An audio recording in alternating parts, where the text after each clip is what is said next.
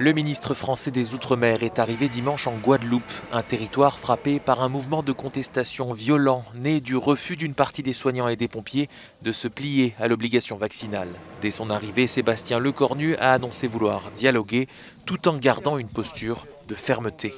Un sujet plus grave, me semble-t-il, est devant nous, c'est de voir des représentants syndicaux qui demandent au fond qu'il y ait une excuse pénale pour les personnes qui s'en sont pris aux policiers et aux gendarmes. La main est tendue, néanmoins ça reste une main de fermeté. J'accepterai de dialoguer avec ces personnes demain, je le dis, mais je leur dirai aussi droit dans les yeux qu'ils doivent condamner les violences d'où qu'elles viennent.